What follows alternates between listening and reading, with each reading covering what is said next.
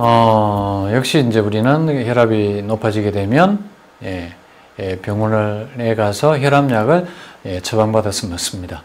그런데 과연 혈압약이 혈압을 치료하는가? 이게 이제 우리가 의문부호를 붙여봐야 됩니다. 혈압을 먹으면 물론 혈압을 떨어뜨리게 됩니다. 그렇지만 혈압약을 먹지 않으면 또 올라가죠. 혈압약으로 혈압이 치료되지 않다는 증거입니다.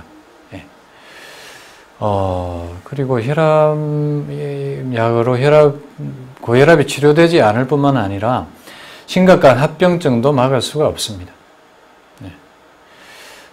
단순히 혈압을 내릴 뿐이지 혈압을 상승시키는 근본 원인을 우리가 제거하지 못하기 때문에 그렇습니다.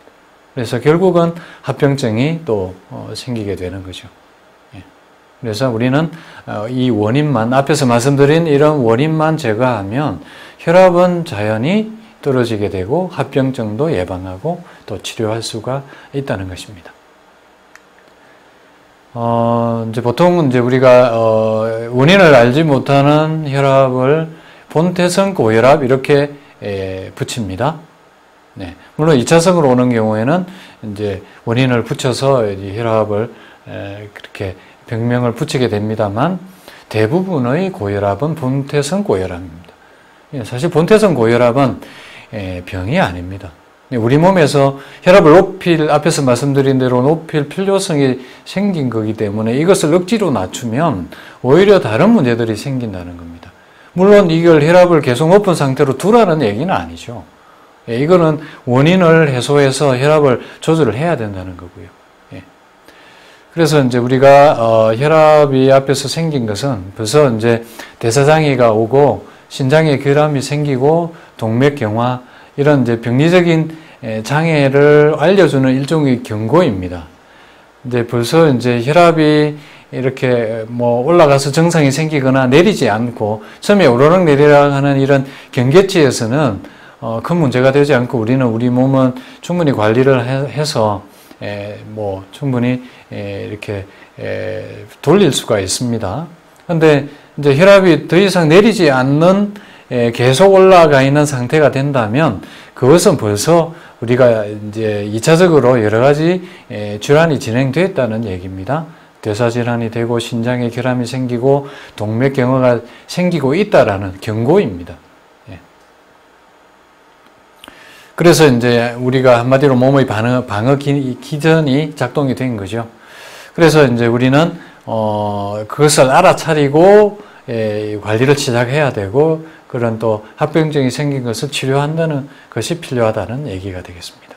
그래서 혈압약을 먹기보다는 식습관, 생활습관부터 점검하고 조절하는 것이 필요하다는 것입니다. 그리고 혈압약에 대해서 이제 잘 아셔야 되는 것은 두 얼굴을 가지고 있습니다. 한 얼굴은 혈압을 물론 당장의 혈압이 180, 190, 200 이렇게 올라가면 이게 혈관이 터질 수 있는 거죠. 그러면 이것은 당장 우리가 혈압을 내릴 필요가 있습니다. 그럴 때는 도움이 됩니다. 혈압약을 먹어서 이 합병증, 특히 이 출혈을 우리가 예방해야 되기 때문에 당장은 혈압약이 필요합니다. 이런 경우는. 그렇지만 계속 오랫동안 먹을 필요는 없다는 겁니다. 문제는 오랫동안 먹게 되면 억지로 혈압을 내려서 병을 악화시킬 수 있습니다. 예를 들면 우리가 신장에 문제가 생겨서 신장으로 혈액을 보내기 위해서 혈압을 높이는데 얘를 떨어뜨리면 신장 기능이 더 떨어지게 됩니다.